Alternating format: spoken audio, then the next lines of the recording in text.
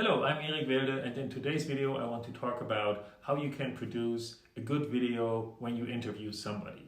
So the idea is you have individual microphones for each of you. You use wireless setup to connect the microphones. You record two videos which you then edit into one interview video.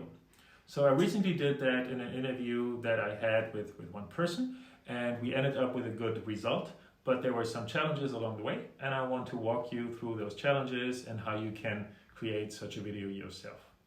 So let's run through the general setup. What you really want is a lav mic. One of these you clip on, you run a cable, and then you get pretty good sound. So this one is a Rode Lav Go. It's not that expensive. It's around 80 bucks, I think, if you get one of those. And it's something that has a cable. Now, in that video that you saw, it's not so much that we can actually run a cable from the person to the camera, because the camera was a phone set up somewhere on a table a little bit away, so you really don't have a cable that long. So what I also have are these little guys. So these are called Rode Wireless Go. They're a wireless transmitter and receiver where you can plug in the mic on one end, and then you can plug in this here into your phone or your other recording device, and you get this wireless transmission. I'll talk about more of that in a future video, because actually the wireless transmission is worse than I thought it is. It's totally fine when it works, but it's not very robust. So you really have to make sure, that was my experience, that you have a line of sight between those two, or you might get dropouts, which is really annoying because you don't notice, and then you have to go back and re-record everything. So make sure that these little guys, which are nice and not that expensive, I think they're around 180. So it's much less than professional grade transmitters, receivers, which run around $500, $600. Make sure they have line of sight, and then everything's fine. Another thing that I want to show you very briefly, let's switch them on. So here are the little guys. When I switch them on, you see this one here is the transmitter. This is where you put in the microphone. And this here is the receiver. Now it's already showing a signal because the transmitter also has a microphone. So in theory, you can also just use this. But the microphone is not that great, so I prefer using a lav mic with that.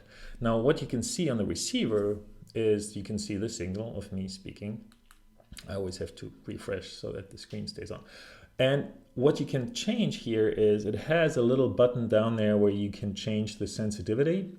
My recommendation is always choose, it has 3 levels, always choose the lowest sensitivity, because otherwise your signals may clip. I have had a lot of problems with videos where the audio was just, the level was too high, I had clipping, and that's bad quality, so you don't want that. So make sure to choose the lowest sensitivity on your receiver, and then you get the best audio quality in my experience. Now, next thing, how do you connect this thing, the receiver, to your phone? And this is where things get just a little bit complicated. So it comes with a cable like this, and the cable has 2 black ends. Now, as you can see, these are 3 contacts and these are 3 contacts. Now, this is what people call TRS plugs, tip, ring, sleeve. This is TRS to TRS.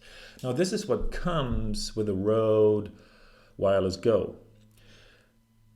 This is what will not work with your phone. So in order to make it work with your phone, you need to order this, which I think is 8 bucks or something like this. It's really cheap, but you need it. So this is black and gray. Now the difference here, the gray thing, as you can see, is a TRRS plug. It has 4 contacts, tip, ring, ring, sleeve. And this is what phones use. Just to keep it very short, make sure you get this cable or you will have problems. No, you will not have problems. You won't be able to connect your Wireless Go to your phone. Now, what you also need then is this, or whatever your phone uses. So this is an iPhone thingy. So this is the iPhone connector that connects this gray cable, the TRRS connector, to the iPhone plug, and then your phone, and you plug it in here, and you're good to go. Right? So this is what you will end up with. Let's plug in that third thing as well. So this is what you will have on the receiving side, right? You will have your phone, you will have the iPhone adapter, you will have that cable that goes black to gray, and you will have the Rode Wireless Go receiver. So this is the setup I used for recording the sound. And now the last thing that I want to talk about very briefly is how do I set up the phone. So by setting up the phone, I just used one of these, whatever works for you, just something to put up your phone, have it stable somewhere, be able to turn it the way you want to have it. We used two phones for the interview that I spoke to in the beginning, so that I could actually cut back and forth between me and Mike. And the last thing that I want to talk about very briefly is we recorded in 4K because I wanted to be able to zoom in so that I can make the video a little bit more interesting. And when zooming in, I wanted to make sure that I still have good resolution. So that was the thing that I wanted to have, is good resolution so that I can zoom in and still have a HD video in the end. Now that turned out to also create minor issues in the end. So one issue was that we used Mike's phone, and Mike has an Android phone, and it turns out that Android is not capable of recording or storing any file over 4 gigabytes. And you will actually produce 4 gigabyte files relatively quickly when you film in HD. Now what Android does, annoyingly, is once you reach 4 gigabytes, when you record video, it just ends the video and it starts a new video. So you don't lose a lot, but you have a gap, and that gap is noticeable. It's not a smooth transition where you can just put the two videos together and you won't notice.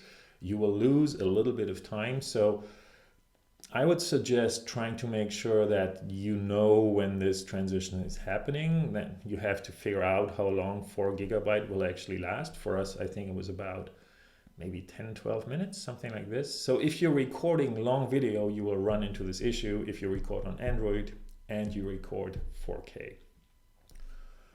I have an iPhone.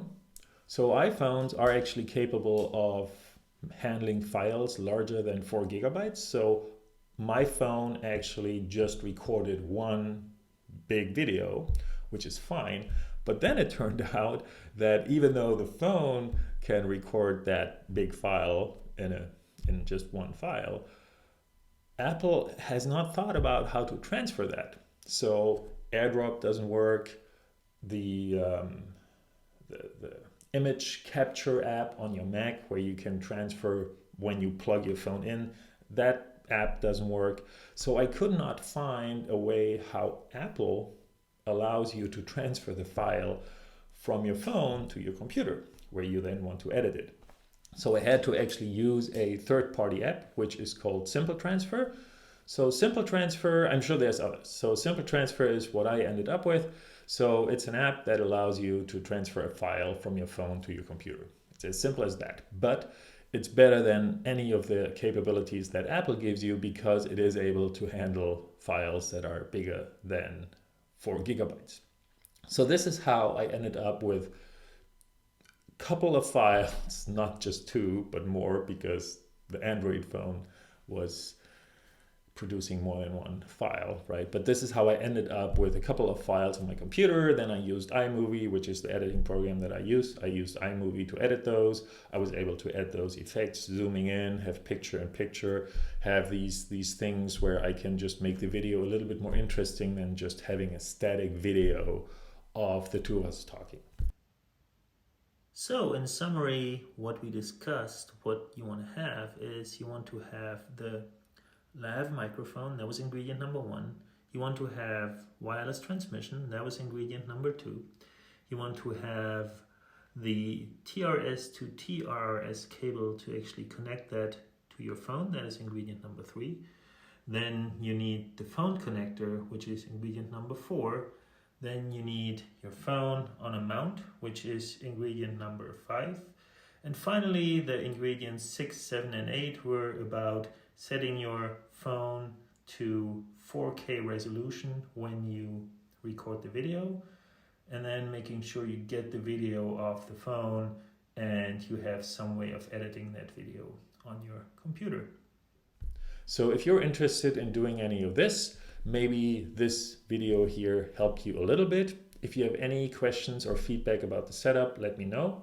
I'm more than happy to share my experience in other videos as well. And also my next video will be around another interview that I did, which was a little different because we only used one camera with 2 microphones, which takes a little bit different setup. So I'll talk more about that kind of setup in my next video. But for now, that's all that I wanted to talk about. So I hope you can take away something useful from that. Let me know, subscribe to my channel, and see you soon. Bye.